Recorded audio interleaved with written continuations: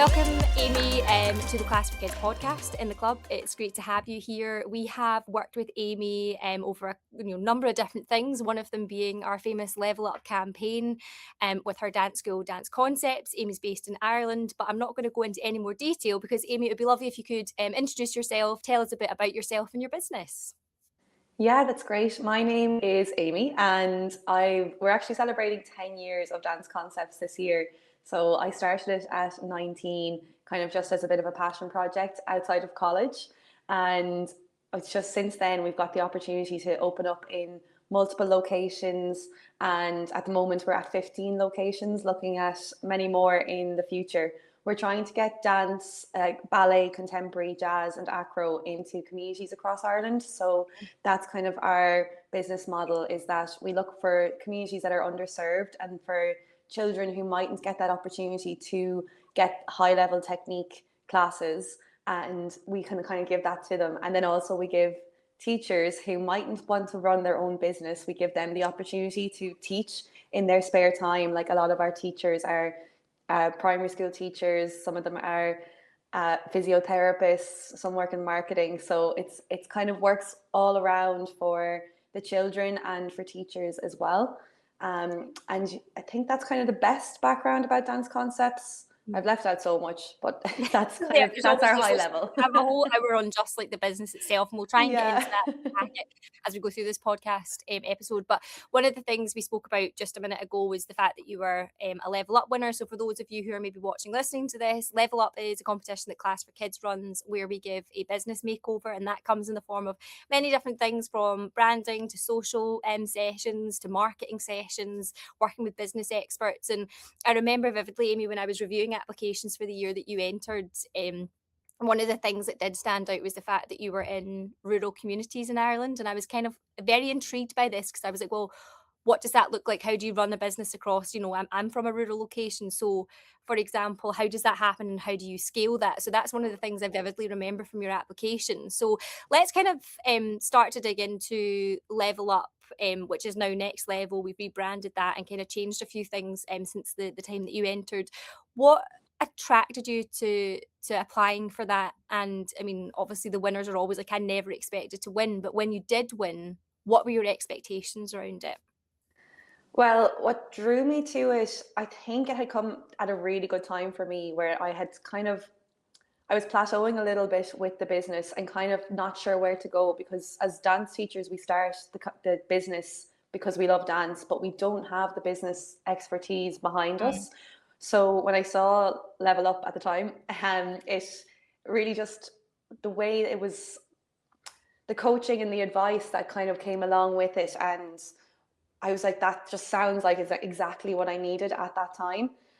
So I entered and popped in all our details. And I can still remember, I was only thinking about it before jumping on the podcast. I was away at the time with my parents, and I remember getting a call, and I think I jumped up and down. Like, it was just I was so happy. I never win anything. Like, and of course I'd worked with you guys with the booking software for so many years as well. And I knew how powerful that had been for me, like between cutting the admin time. So it's like, whatever you guys are doing, it's going to be brilliant.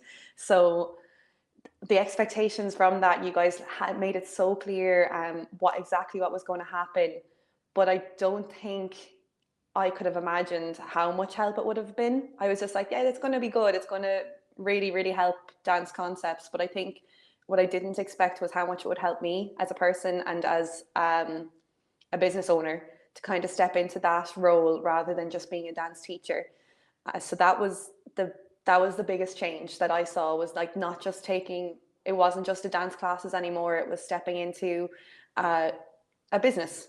Yeah, and that's kind of, I guess, the purpose of it, that we can help you with all these sessions and things like that. But it is about making sure that you get something out of it, because if you get something out of it, the business will undeniably follow suit. So let's kind of unpack some of the sessions that you went through and what your learnings were and what you think would be helpful to share to others who are maybe in that position where you were a few years ago. So first of all, what did you understand about brand before going through Level Up? Because I imagine your understanding of it now is very different, but what did you think brand was before entering? So for me, branding, I studied communications in college, so Okay. I had a decent level of it, but for me it was still very much what looks pretty. And Mm, the brand at the time was pink. I think it was an image of me and it was a silhouette.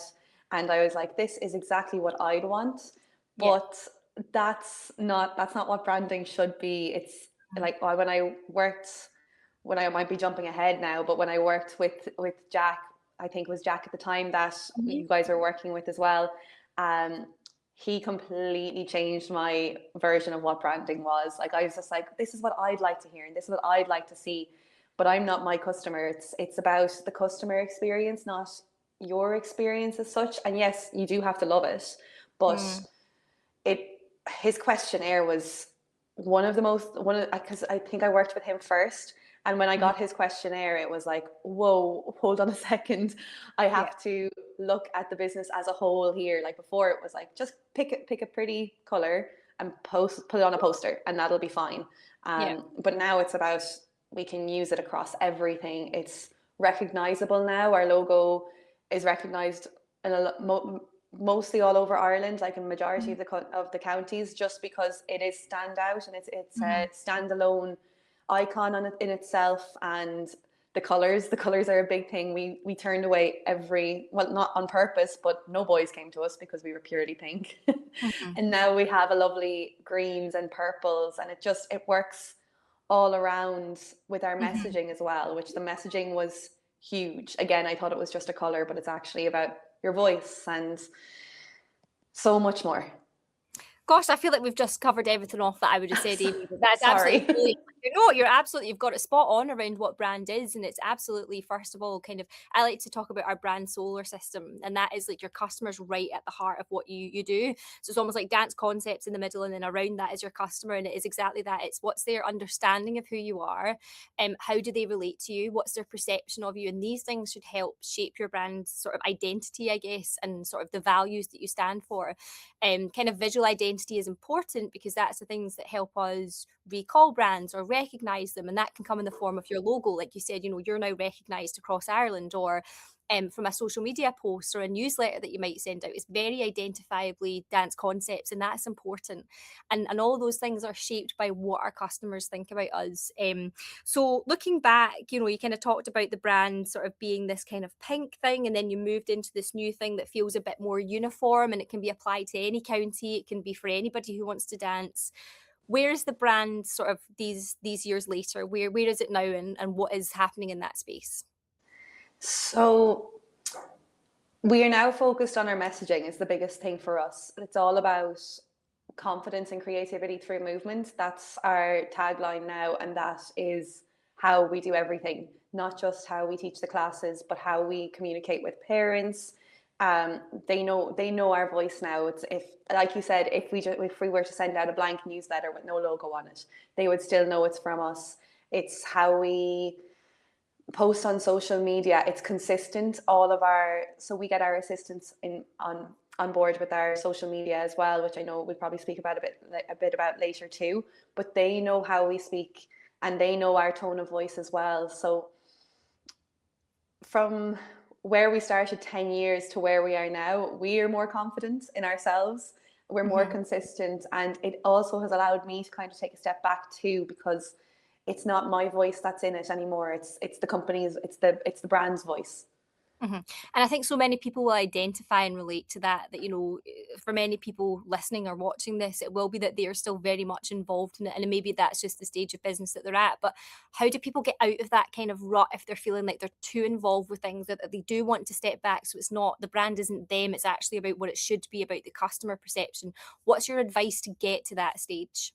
My best advice is always to start with your why. So write down your why on a piece of paper. For me, it was creating a space where children can work on their confidence and grow with sense of community, and just to have that safe space. So what systems and things could I put in place that would allow for that to happen? And when I looked at it, it was actually putting systems in place that gave me more free time. Because when you're stuck in the weeds and you're stressed and you're stressing about everything, because when we start a business, we are the accountants, the marketer, the booking system, we do everything, and all we want to do is teach. But you can't give your best when you're doing everything. So start with your why, then put in place a couple of small things. It doesn't have to be, you don't have to become the huge business in that first day. It's seeing what can you hand off to somebody else. If it's one of your teachers, if it's your assistant, even if it's your assistant snapping a couple of stories every single class, something else that you don't have to do, that will lighten the load that's up in your head. Because when everything's up here, nothing is actually getting done. It's so that my best advice is to write down your why, and then start with small systems like Class for Kids for the booking software. That alone will save you like 40 hours a week. So yeah, I think that's my best advice. And also as well, just to take a look at what is taking up most of your time. So have a little audit for your business and see if it is socials, and then is socials the best use of your time. Yeah, and it's that element of what do you actually enjoy as well, and what elements do you not enjoy that you could hand off to somebody who would actually be better at it than you, and it frees that time up in your mind to think on different things. So that's a really important one around kind of freeing up time and giving people this they have the skill sets to actually work on these tasks. So Yeah. looking at where you are now and how you've worked on the brand, and evidently it's kind of changed your perspective on things and helped you grow as a person, would you say that the brand now creates more sort of trust within your communities across Ireland, and what tangible results are you seeing off the back of that? So how is the business growing, or what's the reputation of dance concepts across these communities like?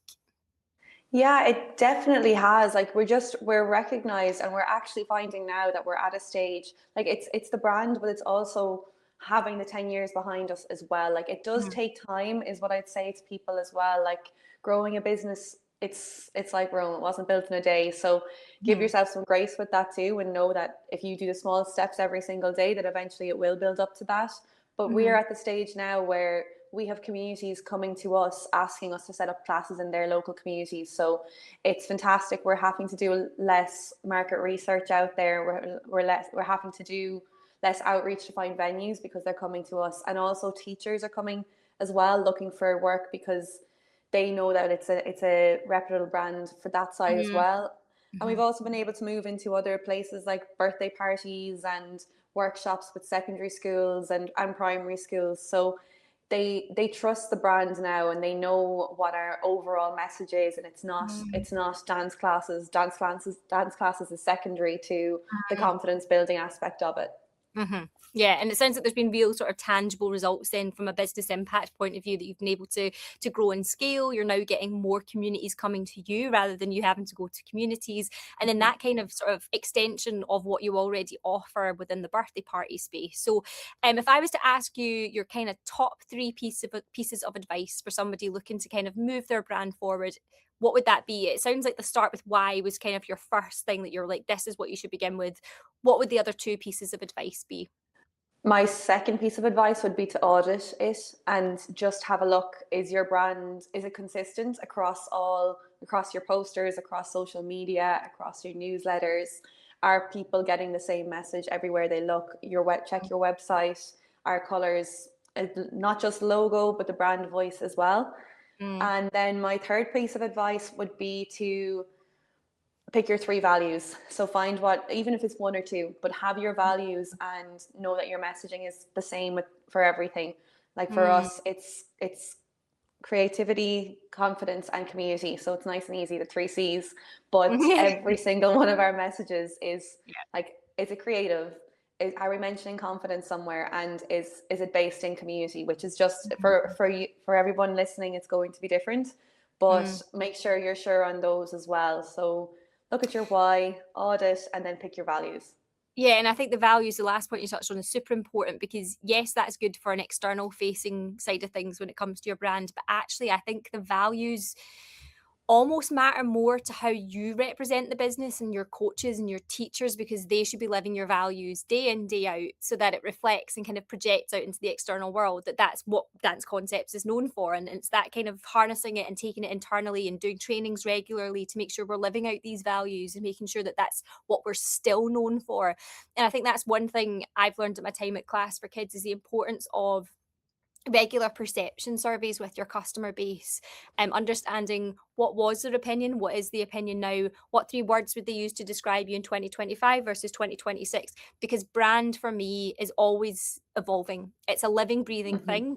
And what might have been true of, let's say, dance concepts 3 years ago, some elements of that might be the same, but actually it grows and it evolves. So I think that value piece that you just touched on is super important to, make sure the coaches, the staff, the teachers, whoever it is, admin staff, social media staff, we all live out those values and that sort of the external projection into the world, as it were. So some really helpful pieces of advice there, Amy, and just such a pleasure to see how you've grown as a person. And obviously your background in comms and that kind of thing will have been helpful, but that kind of key element that you've said about the customer being at the heart of everything is just so crucial, and it will always be that case no matter what happens, no matter what technological stage we're through, whether AI is coming, more and more to fruition. We always want that authentic engagement with a brand, and I think you've really touched on that, and I'm sure there's so many helpful pieces of advice for people who are listening and watching to this. So moving on then, you've kind of touched on social media a few times, so I want to pick your brains a little bit around how Level Up helped really shape your knowledge and sort of evolve what you're doing in the social media space. So if I was to ask you, what was your marketing strategy before you won Level Up? What was it? How did you post on social media? How did you show up? How did you get in front of customers? I love Canva. So I Yeah, was, we all do. Listen, everybody yeah. loves Canva. There's no shame in that. Yeah, but I was spending hours on Canva and I was just creating pretty posts and thinking like this will be lovely. And then Yeah. when you look, I like they get like 5 views and it was like I'm spending like 10 hours a week just trying to make Mm, things look pretty. And mm, in reality, parents just want to see their kids dancing. So exactly. Yeah. it's It's like it's that not element of like brand of like, it's not about mhm, what you want, it's about what the exactly. customer wants. And it's so hard for us to accept that because you're like, this looks really pretty. I really like this. But the customers want to see their kids in classes.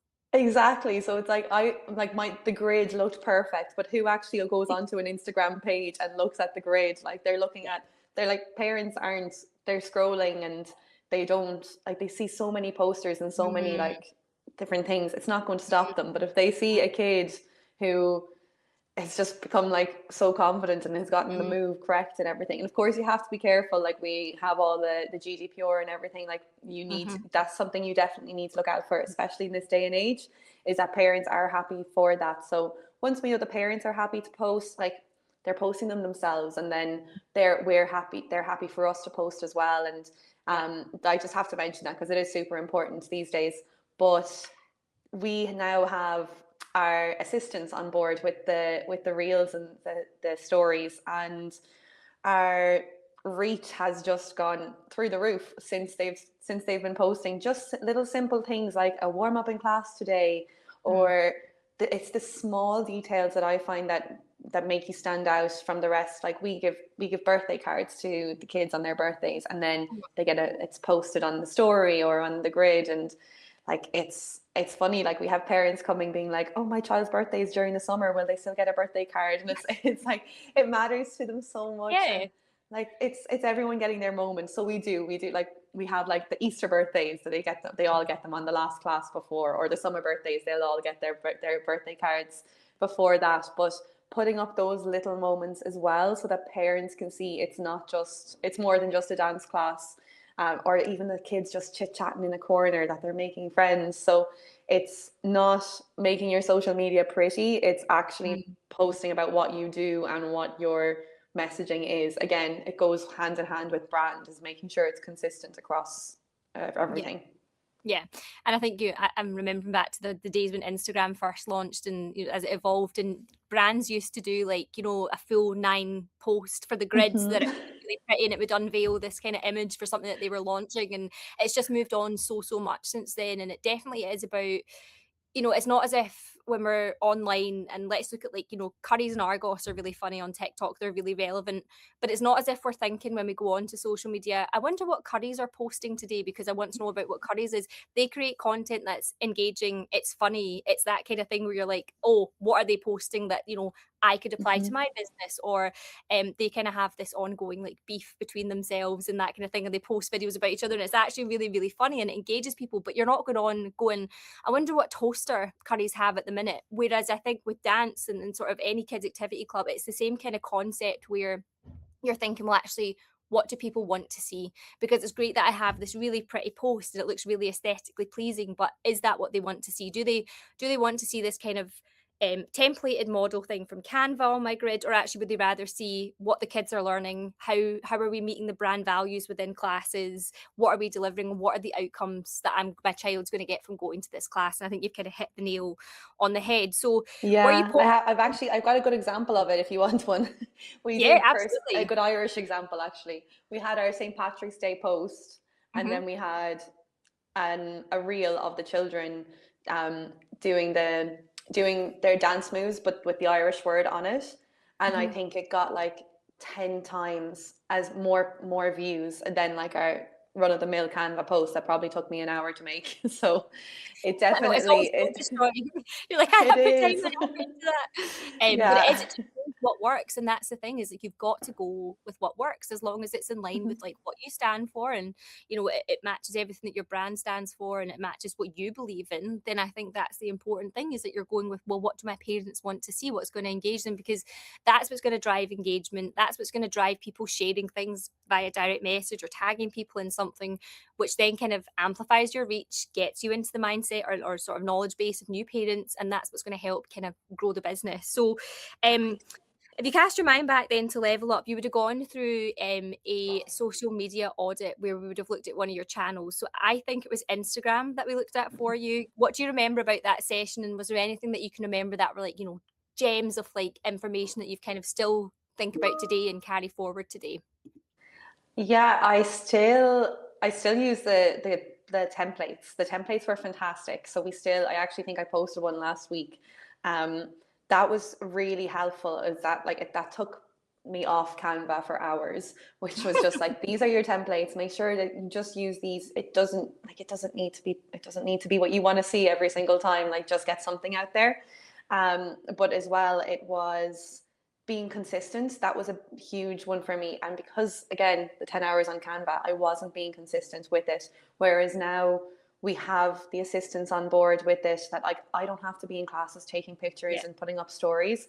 Like, and it's using everything that you can. So it's not just posts, it's not just images, it's the reels, it's the stories. Um, Mm, even so much, and like keeping up to trends as well. That was a kind of mm, a good one mhm. too, which is like, you don't have to do every trend, but like I know there was one recently about like we would like to sincerely apologize for. Yeah. So like that one works really well for a dance school as well. Like it's not having to do every trend, but keeping up with them. And then the Yeah. storytelling, that still sticks with me. That it was just like telling a story is, Mm, it's what we all want. That's the entertainment aspect of anything. So if mhm, you can tell a story through your post, through every single message, that's what parents are going to stop scrolling, because there's so much mm. out there for like we're fighting Yeah. against so much here for attention. So if you can tell that little story, it's Yeah. perfect. And that's it. It's like what builds trust, what builds engagement, what builds that kind of, yeah, okay, this is Dance Concepts post and I'm going to stop that scroll. Because I mean, I've had to set limits on my phone because I was just doom scrolling, and so many of us are the same, because we just want to, at the end of the day, just collapse on the sofa and either zone out to a book, TV show, or we go on social media and we scroll. And it's that kind of, how do you stand out? How do you break through the noise of so many other, competitors, so many other brands that are out there posting? It's very overwhelming. So I think building that engagement, that entertainment, that value, that trust with your kind of key market is what helps you kind of stand out. And how would you say everything that you learned within the social media audit, what kind of impact is that having on your results from social media? So for example, you talked about more engagement across posts. Are you gaining new followers? Are you getting more inquiries through your social media? What does that look like now? Yeah, we have about 40% of our students and parents coming to us from social media, Hmm. and it's a mix of the ads, which was a huge help. I think Facebook ads, I had a training session on that as well Hmm. through Level Up. That has probably been the biggest change for us, because now instead of just throwing up or boosting a post, we know exactly what to do with it. And a lot of our like the budget for Facebook ads has gone up so much since Level Up as well, because we know like the value of that. Like before I was spending hundreds on posters and leaflets, which are still important. I will say that I think that might just be our business model as well, though. Like we are still in small communities who still like their posters. So it's a mix of both, but we've been able to reach so many more people through Facebook ads. So we've seen like real results through that, and we're able to track that as well through Class for Kids, from asking parents how they've heard about us. So that's something that we do track now every single month as well. Like tracking is huge. I don't think I've mentioned that yet, but once you are tracking real results and not kind of just thinking, okay, on paper, it looks really good, but it's like what kind of things are you tracking then, just so that people, you know, listening to this think actually that's probably really important for me to do? What are the things that you track? So every week we track the finances just to make sure that that's all okay. And this is where I think in another life I might have been an accountant. I love maths. It's a strange one. I have the creativity side with the dance, but I don't know will I ever hand off the accounts apart from the end of the year, but I love that side of things. So then the tracking side kind of plays into that part of my brain as well. So finances, of course, is a big one. We look at the numbers every single week. How many trials are we getting in? How many, like, what's our, the word's gone from my head now, but our fall off rate. I can't think of that word. You're thinking of like conversion rate from trial through to actual customer. Is that what you're thinking of? Drop off? Churn. That's the word I'm looking for. Yeah. What's our churn? And then social media, that we were looking at reach. We're trying to do our tracking as well through like who comes to the website, looking at website views. I will say at the moment it's not the best, and we're actually looking at taking on someone now to take over the social media side of things full time. Again, someone who is more experienced than me, but that's again because we've had the time, and like we're getting to the stage now where the business is growing, that we're able to put more investment into that side of things. But even from just tracking it like through the Facebook ads, I found it's like, okay, well, this isn't working, so don't keep doing that, because you're burning through money there. So and then one thing I will say, when you are tracking, for us it's definitely best to go with percentage, because numbers wise it can be disheartening at times, because like we started with 50 kids and now we have 500. So if you work on percentage, like our churn rate, like if you're seeing that there's 10 kids going every single month, that can be really disheartening. But actually, when you look at it, it's like 0.5%. So that's a piece of advice I'd give everyone, is just to look at percentage, because as you grow, the numbers will grow, but the percentages should hopefully stay the same. Yeah, and I think it's, you know, it's hard to accept, you know, sort of accept when people do leave. I think it's like, oh, like that, it feels quite personal, but you know, you have to remember that things change, circumstances change in parents' life. So looking at it as like a percentage does help, because there is that kind of business growth. You know, you might have lost 3 customers, but how many new ones did you gain within that month as well? So it's perspective. You know, it's being honest numbers, and knowing that if you were questioned on it, you could go, well, this is how many we lost, but this is how many we gained. But you know, perspective and having that, I'm a big believer in positive mentality of being a realist and looking at, well, what are the numbers, but actually where are the positives, where are the wins from this month? And I think that kind of advice is super helpful. Okay, so if you were to sum up your top pieces of advice for both paid and organic social, what would your pieces of advice be for people who are watching or listening to this? Make sure you're creating a story would be my first one. Don't just put something up there because it looks pretty. Step away from Canva for a little bit. Canva's fantastic, but definitely look at more organic content. And just if something looks nice, like maybe go back to the days of like posting your cup of coffee, or like, and this is something I actually have to get better at as well. Show the behind the scenes, show the messy parts of business. Yes, I'm such a big believer of that. And I'm terrible at it. Since getting the teachers and the assistants on board, it's the people rarely see the behind the scenes, but parents do need to see that too. And sometimes when we post that stuff, that's what gets them more views as well. And it's kind of, it makes you more personable to the parents as well. Like they're like, oh, she's also having a bad day, which we all have. or it's like, okay, no, look at all the hours of admin that's going into this showcase. Like that's a huge one when we do what we do coming up to shows, that we show everything behind the scenes, which makes parents value you more, and you can look at they'll look at your pricing then, and it will make more sense to them, because they just see that their kid shows up at dance class and that's it. But my third piece of advice would be for social media. Think about it from a paid perspective. I mean, you've talked about lots of different, they're really good organic pieces, and that will translate well to paid social, but you've kind of touched on that and we've not really dug into that in detail. That could be a whole other session in itself. But what are the kind of key things you've learned from your Facebook advertising? You know, you talked about don't spend money on things that aren't working if you've tested them. Like, what other kind of key pieces of advice would you give to somebody who's maybe thinking about dabbling with Facebook ads? I would say being completely truthful, run it through ChatGPT is a good thing. Now, I would say just to make sure, like some things that I've looked at, because definitely don't follow all of its advice. I think we all see a lot of like the AI posters out there now. So that's something we don't do, because they're so generic. And look, I get it. I get why people do it. But again, this is coming from someone who loves Canva. I'm just like, just spend that extra time tweaking that. Use your real images, use your children. That's what parents want to see. It's like AI is so recognizable these days. But in terms of the backside of things, like making sure that your copy works, again, make sure it's your own voice. Like my ChatGPT knows our voice at this stage. So you still have to edit all those things. And just make sure, probably the best thing is to look at your audience and make sure it's refined. Again, because our communities are quite small, our audience is always really, really narrow, but that's okay for us, because we're not looking to reach 10,000 people. We're looking to reach those 3,000 people who are in that community, and just making sure that they see our ad over and over again, and that that will bring them to us. So audience, I think, is the biggest learning for me, is not to just blast out to everyone.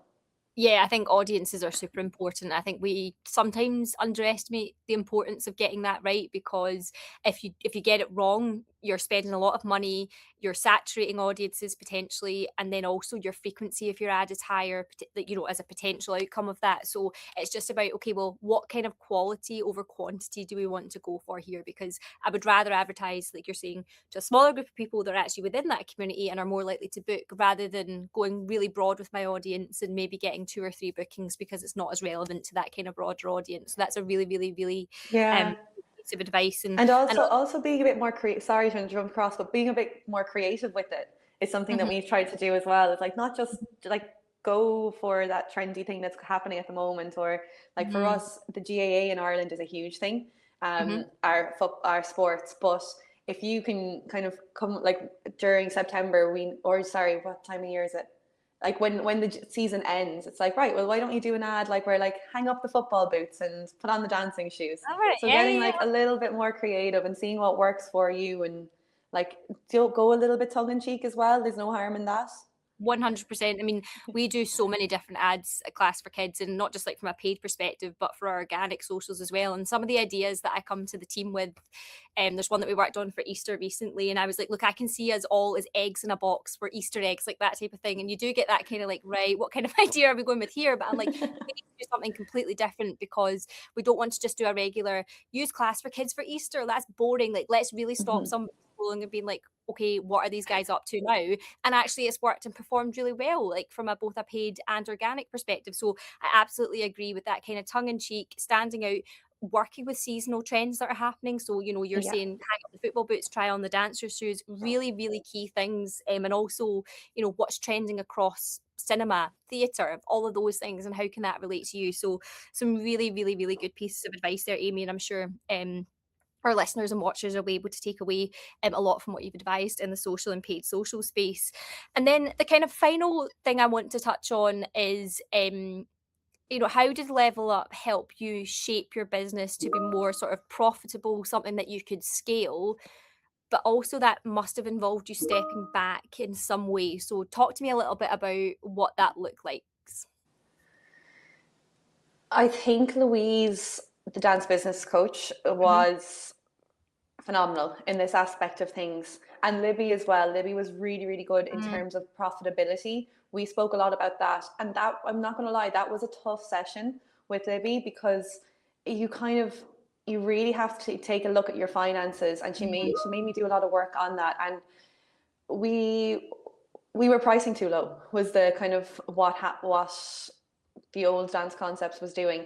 And I ended up struggling then, and I ended up not having enough money in my account. And then what happens is you start resenting it, because you're putting all of this hours into it, and so much work and so much love, and you're not seeing anything. And then like, you're kind of thinking, okay, yeah, but it's for the kids, it's for this, it's for that, it's for that. But it also has to be for you, and it has to work, because it is your baby. And like, it's still a job, it's still work. So, and when you are putting all that into it, like, you should be getting stuff out of it for yourself. So Libby maybe see that, and just to be like, to look at the hours that you're putting into something, and then put down how much you would pay yourself. And like, oftentimes dance teachers will find that they're actually underpaying themselves hugely, and that it mightn't be worth it, which was the scary part of it. But then actually, when you look at the other side of it, it is worth it, but your time is worth it. So price yourself accordingly. And then there might be some aspects of the business that mightn't be worth it at all. Like, I know for some places, they do uniform and t-shirts, and they're just charging them a little bit too low, and then you end up losing money because of it. Like, you shouldn't be losing out. Like, you shouldn't be putting your own money into these things that, like, again, if you value them correctly, and parents can see the value, the pricing won't matter. So like, we do still price ourselves below market value. That's just because it's because we're community and rural Ireland. We do tend to like we get cheaper rent rates, and there's different things there. So we are able to price slightly below, but we are still above what we used to be. And it's not being afraid to do the price increases. So that's where I think Louise came into things, and just giving, like, I think Louise is the base with the Dance Business Academy is yourself, and having that belief and that mindset. So being able to have a shift in your mindset, which is like stepping out of Dance Concepts teacher to Dance Concepts owner, is the biggest thing. And that will, like, once you have that, everything else will make a little bit more sense to you. So in terms of pricing, it was like, well, right, if we are able to take this much in, we're going to be able to expand more. So now, as I said, we're hiring someone for social media and marketing, which is going to help us reach so many more children across Ireland, which again comes back to our why. So if I'm able to step out of the teaching side of things and step out of the social media, I'm going to be able to step above that again and look for more teachers and look for more locations. But that all has to kind of come from the mindset and making sure that the business is in profit. Because if it's not in profit, you won't be able to do anything. You'll just be stressing about money. And I think it's sometimes hard for, people who may be listening to this and they haven't quite reached that realization or that stage of, okay, I'm a business owner first. That kind of profit first thinking can be a very hard mentality to get into, because, probably, and I think most people will feel this, talking money kind of feels a bit crude, like that kind of thing. You're a bit like, oh, like, I don't know how to talk about money. It doesn't feel right. Like, like you say, we are doing this for the kids. So how do I get into that? So, what's your kind of advice to get into that mindset, and what are the benefits once you do adopt that profit first thinking? And not for, corporate greed or anything like that, but actually, I'm going to be able to scale this across Ireland and reach more rural communities, or whatever the person who's listening to this or watching it, his mission is. How does that profit first thinking sort of mentality support, the business goals and the business vision? I think you have to take a step back and first do a little bit of self-care. Honestly, and that can start with like a walk, a half-hour walk, or like a face mask. But when you're in the weeds and you're so stressed, like, and especially then, like, when money comes into it, it's like, we've all been there. Like, especially like COVID knocked, I would say 95% of dance schools. It completely tore us down, and unfortunately we weren't getting funding and stuff. So we've all been there. So it's actually being able to take a step back yourself first, and getting and meditating, yoga, something that's going to take you out of the fight or flight. And then just sitting down with your accounts and being realistic with it and seeing what you need to charge. And then It's scary. It's super scary doing that first message. Like I think within the Dance Business Academy, I'd say every week there's another teacher, a new teacher being like, how do I say it to parents? Which is like, it's so scary that first time you do it, and you Mm-hmm. will lose people. Like that's a guarantee, because it's, if you were charging €8 an hour and you suddenly have to go to €10 an hour because you're going to, you don't have the money at the end of the month to pay rent, you're going to lose people, but you will gain people too. And that was surprising to me, is that once I started valuing our time, parents did too, and they commit more as well. Like once they see, right, well, we have to, like, that was a surprising one as well. Like, right, it's a bit of a more commitment. So they're coming to class every single week, and the children then are gaining more from that too. And then you're able to give back so much more to the kids, because Yeah. number one, you're not stressed, and number two, there's a little bit more money in the bank to be able to do the movie nights or to go and do a Exactly. cinema. Yeah. It's about how you reinvest the money. It's not as if you're just doing it so that, you know, you've got all this extra profit. It's actually, well, okay, well, I can now go to this new community, or I can do this fun event that I was thinking of for the kids. So it's just about, you know, not that you have to justify yourself to parents about price increases by any means, but there are those things that you're saying, well, we're reinvesting into the business, like that type of thing. So what would your advice be to somebody who's maybe sort of teetering on, okay, well, do I increase my prices? Do I not? It sounds, you know, you're kind of pro that decision. If you've got the, you know, if you're undercharging, you need, you know, you've got the value there to be able to charge more. What's your piece of advice on how to communicate that? Is it blanket up front, we're increasing our prices, or, you know, did you go down a route of any form of explanation? What's your kind of piece of advice around it? One thing that we're all used to these days is the cost of living. So Mm-hmm. I think nowadays that's what we're doing. I think originally it was just to, well, actually, there's an example of recently, we only relooked. So I think years after Level Up, we're still learning, and like you're always learning. But we realized that our Tots and Tutus classes weren't actually profitable in some locations, but they loved them. The children loved them. We were Yeah. charging less because they were 50 minutes long instead of an hour, but they weren't at the correct price. So we had to end up increasing, I think, something like 30, 40 cents a class. But we explained that to parents. We just said, like, if we want to keep these classes going, we have to do this. And then once the parents see that, because it was true, it wasn't like, okay, no, we actually, we can't, we want to do this because we want a little bit more money. It was that, like, we can't pay the teachers, we can't pay the rent, so we're going to have to do it. And we didn't lose one parent. They all understood. So I wouldn't over explain yourself. One thing that we do now is every single year it increases, because the cost of living is increasing, and parents aren't shocked at that, because they're paying more for their milk in the supermarkets. Yeah, It's no, yeah. like, so you can't be charging the same. Yeah, you're right. Like, you Yeah. know, we're paying, like, I can't go into a food shop now for the three of us for, like, I always try and get it below like £100 a week, but it's really, really hard to do that. And I'm like, well, hold on a minute. A year ago I was only paying £80, but now I'm paying £20, and it doesn't matter how frivolous I am with my Nectar card or whatever it is, that's the cost. So Yeah. there is that kind of expectation now that just in order for businesses to survive, in order for us to keep our kids in these things, it's just part of the process of business. You know, if there's value and your child is getting something out of this class and you can see that growth, that confidence in them, well, I would rather invest in that than spending, you know, an extra £2 in a packet of biscuits. Do you get what I mean? So it's like, where are the trade-offs, and actually what do you want to invest your money in as a parent? And I think that that is totally, you know, the right way to think of it, is not over justifying yourself, but actually just being transparent in some cases, and also just realizing that there is kind of that expectation. Um, Yeah. And like oh, on your goes. sorry. So no, I was just going to say that everyone's costs are going up as well. Mm, Insurance is increasing. mhm. Teachers' wages are increasing. It's like, and if, like, at the end of the day, there'll be no money to run the business if you don't increase your prices as well, and in line with everything else. Yeah. And just very quickly, just to kind of wrap this side of the session up, how does somebody go about looking at, okay, well, you know, they might not have ever done this before, they might be still in very early stages of business.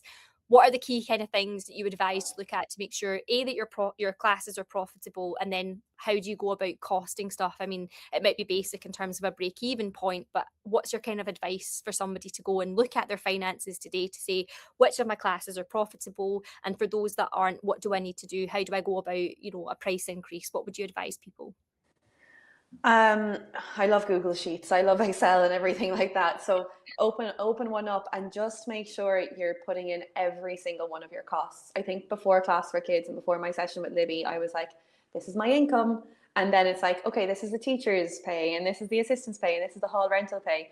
But what about everything else that's coming along with that too? So make sure you know like what percentage, like even like the Class for Kids fees, just make sure you have all of that stuff in, Mm-hmm. have your insurance in there, your Spotify, every single little cost, it needs to go into it, because you could end up just lying to yourself and thinking, okay, yeah, this looks good.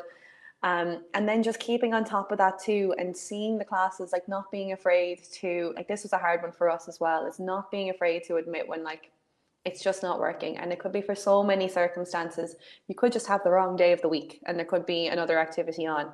So when you have those figures in front of you, you're able to make better decisions for that. And then you'll be able to see, right, you might be thinking, I have to increase my classes by €2, but it might only be 50 cents for it to make a huge difference to you. So Mm-hmm. just put them down and don't be afraid to do it. It might hurt, but it's for your benefit in the long run.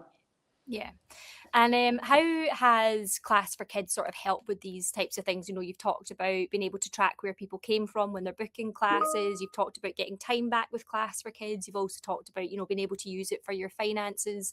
What are the kind of things that, you know, not necessarily just Class for Kids, but having a booking software, how does that support all of the steps that you've talked about as well? Oh, I like we wouldn't be able to do what we've done without Class for Kids. Like I think when I started, it was Excel sheets upon Excel sheets of registers, Mm-hmm. and now like we don't have to be in class. I don't have to be in class every week to see who's attending class. I can just log on to the system.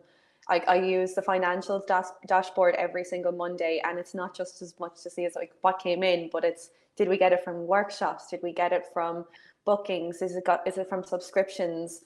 Being able to get these subscriptions every single month has helped. I think we have 60% of parents on subscriptions now, Okay.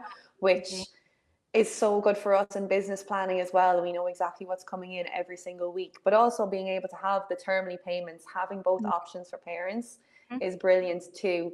But like, I don't think I could actually count the amount of hours that it has saved us on admin time. I'm not just saying that, like it really has. It, like I'm we're in definitely not 15 paid. plus You're definitely not locations. paid, Jamie. So I know it's a No, thing. no, you're not. No, no, but it's the location thing for us. Like we are able to put in Sure. all of Mm-hmm. our locations now, like with other software platforms. Like I know that we can't, it doesn't work, it only works for one location. So for us that has been huge, and it's so easy for us to just set up. Like if we get a new location, I have it set up in 20 minutes. Mm-hmm. Yeah. Yeah. There's a lot of things that are really quick, and being able to filter by venue or location to figure out, okay, what financials am I looking at for such and such location, or being able to add it.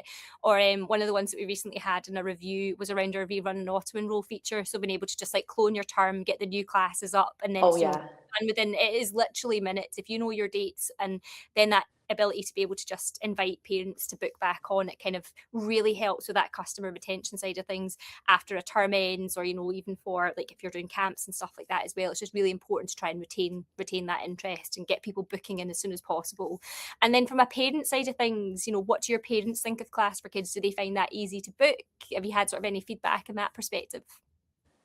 Yeah, they love it. It's so handy for them, like being able to just have their, like for booking onto camps, and for us, like we Mm-hmm. just send them the link and it's done. Like we have it integrated into our website. Mm-hmm. So anytime we get a query, it's like just go to, just here's the link, and like you have the terms and conditions, you have the, like you want to book them, and plus then we're able to book them onto a camp. If they say, right, well, we actually want to do that, we're like, you don't worry about anything, we'll send you the invoice. Like that's really Yes. easy.